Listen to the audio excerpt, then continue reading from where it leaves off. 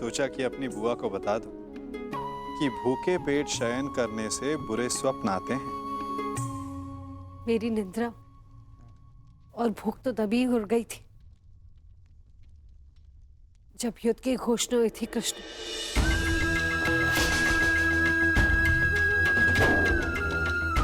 जिस माता के पुत्रों का जीवन दांव पे लगा हो, उसकी आंखों में नींद कैसे आएगी? उसके गले के नीचे से निर्भला कैसे उतरेगा?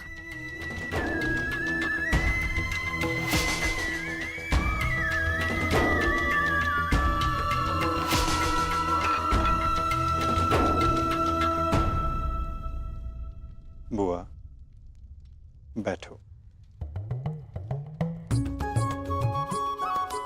मैं तो यहाँ इसलिए आया था कि अपनी बुआ के साथ भोजन का आनंद उठा सकूं, परंतु मेरी बुआ इतनी व्याकुल, इतनी निराश है। यदि आपको मुझ पर विश्वास है कि मैं आपके पुत्रों की रक्षा करने में सक्षम हूं, तो क्या आप फिर भी भोजन नहीं करेंगी? तुम्हारी बात कोई चाह भी कैसे टाल सकता है? तो फिर पहले आप भोजन कीजिए।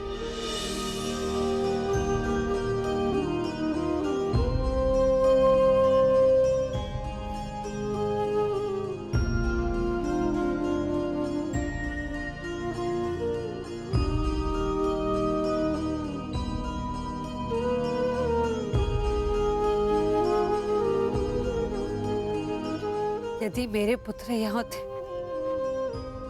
तो वो भी मुझे ऐसे ही भोजन करवाते।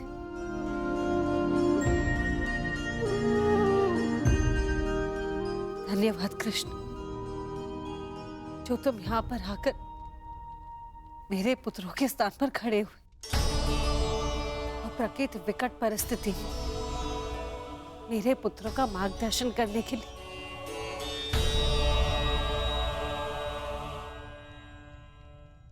इसमें कोई संदेह नहीं बुआ कि परिस्थिति बहुत विकट है,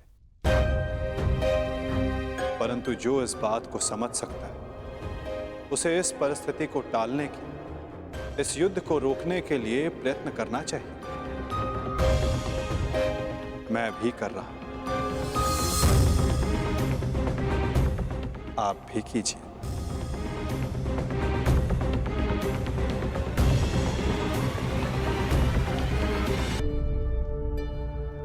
मैं क्या कर सकती हूँ?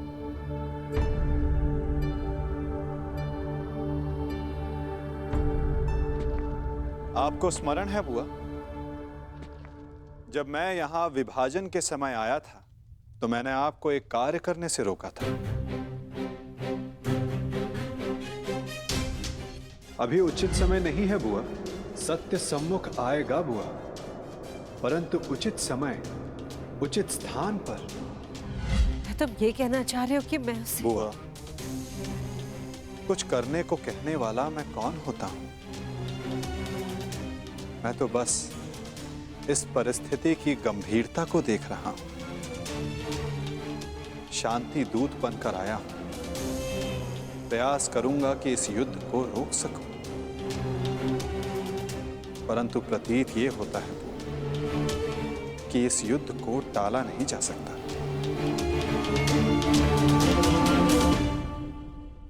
मुझे भी उसी दिन का भय है कृष्ण,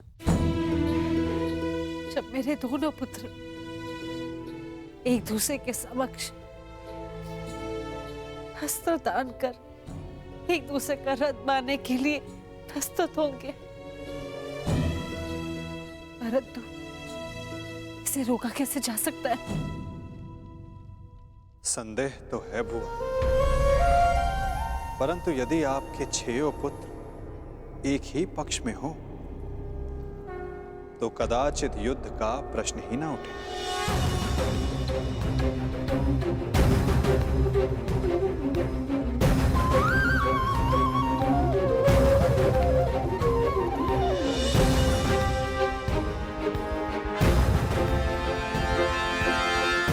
मैं वो करने जा रहा हूं जो मेरा कर्तव्य है।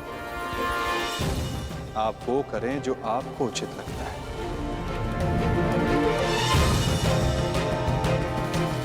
आज्ञा दें। प्रणिपात।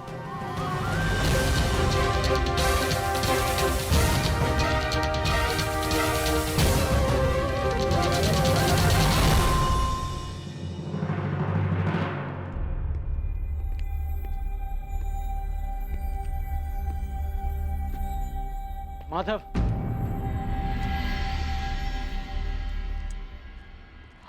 मित्र,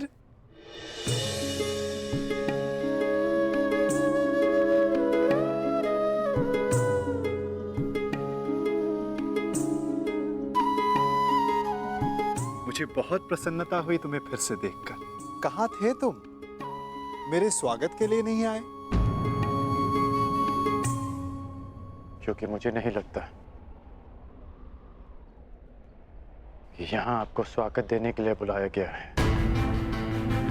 मैं तुम्हारा तात्पर्य समझा नहीं मित्र। आप सब जानते हैं, फिर भी अनजान बन रहे हैं।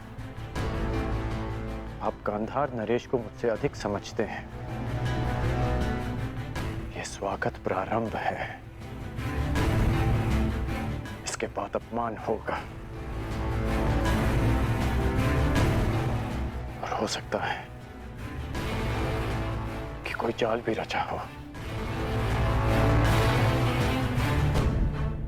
यदि जाल होगा तो मुझे पूर्ण विश्वास है कि मेरा धनुर्धारी मित्र उस जाल को अपने बाणों से काट देगा।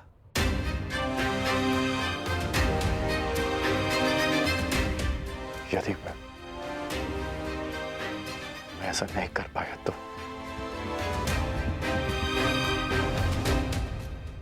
तो मैं स्वयं उसका त्राण करूंगा मित्र। हाँ, आप हम सबसे भिन्न हैं, अधिक सक्षम हैं, अधिक शक्तिशाली हैं, किंतु आप भी तो मानव का ही रूप है ना। और मानव सब कुछ नहीं जानता, अन्यथा आज आप दुर्योधन की सभा में नहीं आते।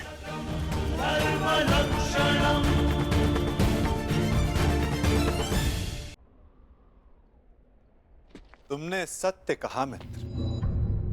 मानव सब कुछ कहाँ जानता है? जैसे कि तुम। यदि तुम भी सब कुछ जानते होते हो तो दुर्योधन की ओर नहीं होते मित्र।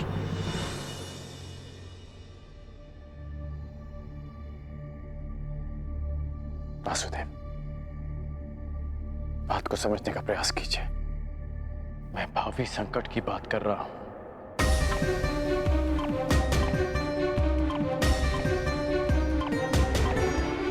आगे मत बढ़िए, रुक जाइए वासुदेव।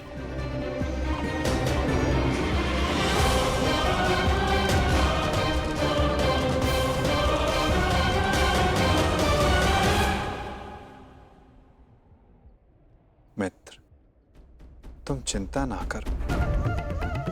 यदि मैं हर उस स्थान पर रुक जाता जहां संकट संभव था तो मेरे जन्म लेने के पश्चात मैं बंदी गृह में नहीं रुक जाता मित्र। मामा कंस के बुलाने पर मथुरा नहीं जाता। मामाओं से निपटने का मेरा बड़ा अनुभव रहा है मित्र।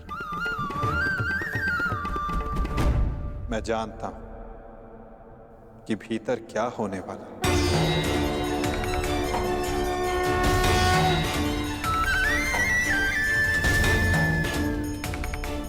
फिर भी आप जा रहे हैं? हाँ मित्र, मैं इसलिए नहीं जा रहा कि ये मेरी इच्छा है।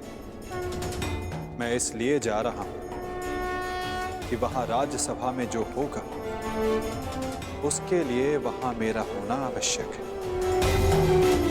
परंतु महत्वपूर्ण प्रश्न ये है मित्र कि मैं ऐसा कर क्यों रहा हूं? इस सभा के पश्चात मुझसे मिलना, कदाचित मैं भी तुमसे यही प्रश्न कर बैठूं। मैं यहां केवल हस्तिनापुर की सभा को संबोधित करने नहीं आया, मैं यहां तुमसे भी मिलने आया हूं मित्र।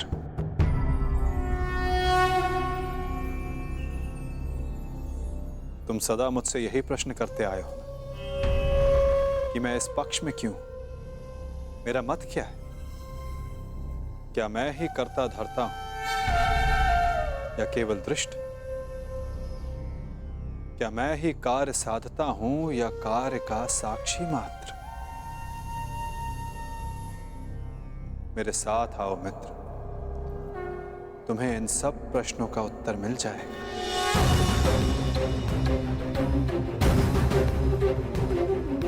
मैं इस सृष्टि का साक्षी, आज तुम मेरे साक्षी बनो मित्र।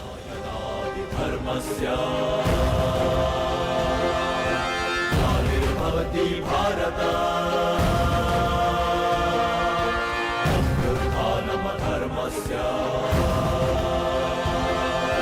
तदात्मानं सृजाम्यहम्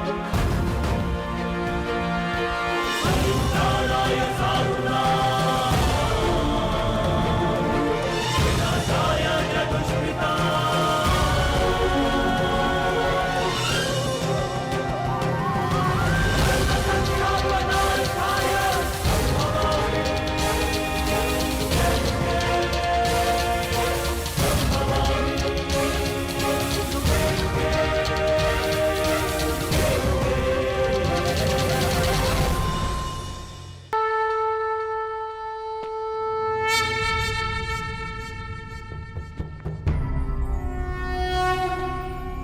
यदा यदा हि धर्मस्य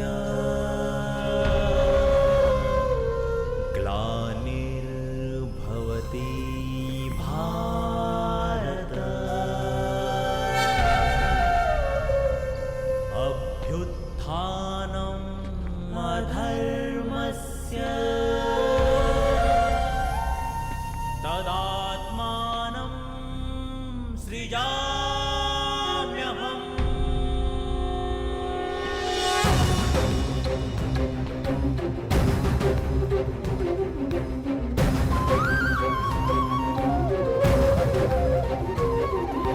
यदा यदा हि धर्मस्य ग्लानिर्भवति भारत अभ्युत्थानम् अधर्मस्य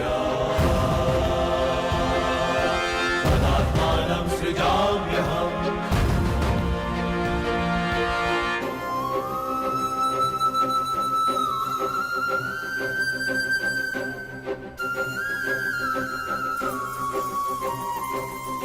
परित्राणाय साधूनां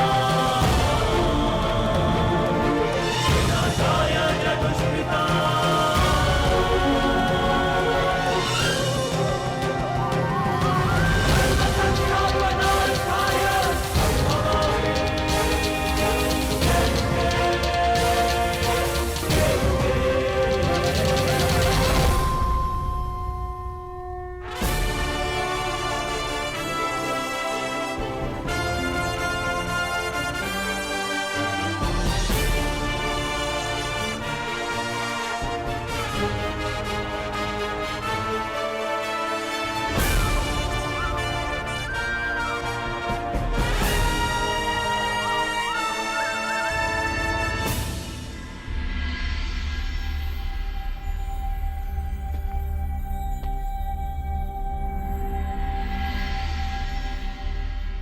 प्रणिपात उस महान योद्धा को जो कुरुवंश के सबसे बड़े संबल हैं, जिन्हें संसार स्मरण करेगा तो इसलिए कि उन्होंने अपना संपूर्ण जीवन, अपना कर्म और अपना धर्म समस्त कुरुवंश को समर्पित कर दिया, जो कुरुकुल का, कुरुवंश का मार्गदर्शन करते, उनको मार्ग दिखाते। कुरु गौरव महामहिम भीष्म को प्रणिपात। नारायणं नमस्कृत्य नरं प्रणिपात उस महान राजा को जो कुरुकुल का सर्वे सर्वा है, जो राष्ट्र का निर्माता है, उस महाराज धृतराष्ट्र को इस शांति दूत कृष्ण का प्रणिपात। स्वस्ति। अपने ज्ञान और शिक्षा के बल पर सामान्य कुरु कुमारों को भारतवर्ष का महान योद्धा बनाने वाले अर्जुन, भीम, दुर्योधन जैसे महान योद्धाओं के आचार्य श्री द्रोणाचार्य को मेरा प्रणिपात। कल्याण हो वसुदेव। शमोस्तेयं शौचमिन्द्रियनिग्रहः प्रणिपात उस महान हस्ती को जो अपने लक्ष्य संधान में प्रवीण है, जिन्होंने अपनी बहन के पुत्रों के लिए अपना राज्य त्याग किया, जो अपनी तीव्र बुद्धि और नीति से कुरु कुमारों का मार्गदर्शन करते हैं, उस गांधार नरेश को प्रणिपात।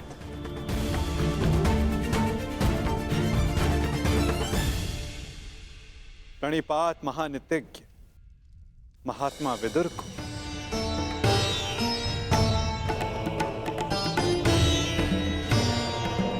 प्रणिपात उन समस्त जनों को जो सभा में उपस्थित हैं, जो शांति के समर्थक हैं। प्रणिपात का अर्थ है अपना शीश झुकाना। हम सब अपनी संतानों को उन सब के समक्ष शीश झुकाना सिखाते हैं जिन्होंने अपने जीवन में महान कार्य किए, परंतु मैं आप सबके समक्ष प्रणिपात इसलिए नहीं कर रहा कि आप सब ने महान कार्य किए। मैं प्रणिपात इसलिए कर रहा हूं कि आप सब अब भी एक महान कार्य को संपन्न करने के लिए सक्षम हैं। वो महान कार्य जो कि एक महायुद्ध है, एक महाविनाश है, उससे मुक्ति पा, जिसके पश्चात एक महान शांति की स्थापना होगी, धर्म का उदय होगा। मुझे विश्वास है कि आप सभी कल आने वाले महाभारत के महाविनाश को देख सकते हैं, और यदि आप सब चाहें तो आर्यव्रत को इस विनाश से बचा भी सकते हैं। मुझे अधिक प्रसन्नता होगी कि आप सबके सहयोग से भारतवर्ष में होने वाले इस महाभारत से सबको बचा सकूं और मेरे यहाँ उपस्थित होने का लक्ष्य पूर्ण कर सकूं। मुझे पूर्ण विश्वास है कि आप सब में से कोई भी ये युद्ध नहीं चाहेगा।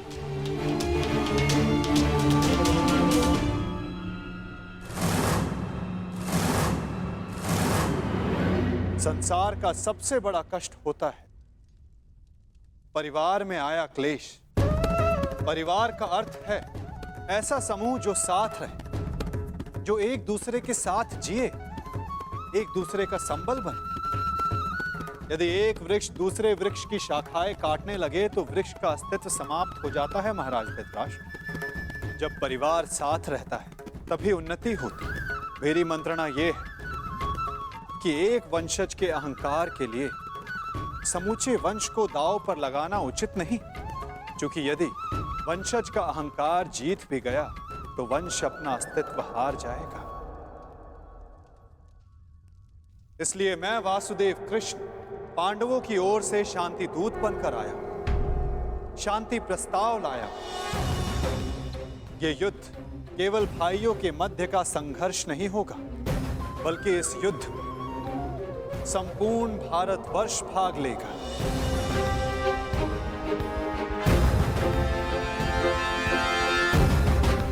इसलिए विनाश भी सैकड़ों, सहस्त्रों और लाखों नहीं, करोड़ों में होगा। और इसीलिए मैं ये अंतिम प्रयास करने आया, ये प्रस्ताव लाया कि आप सभी इस महाभारत को, इस महायुद्ध को रोकने के लिए मेरी सहायता करें।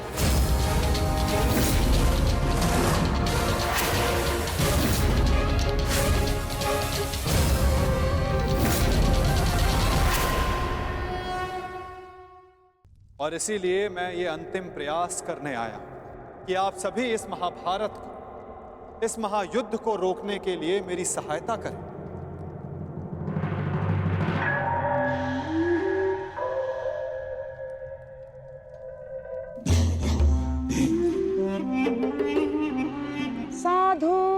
साधु वासुदेव, आप तो सचमुच धन्य हैं। मुझे स्मरण नहीं होता कि कितना समय हो गया ऐसे शांतिपूर्ण वचन सुने हुए। मुझे तो ऐसा प्रतीत होता है वासुदेव कि आपके मुख से शब्द नहीं, फूल झड़ रहे हैं, फूल। मैं अभिभूत हो गया वासुदेव, और सच कहूं वासुदेव, मैं भी आपसे सहमत हूं।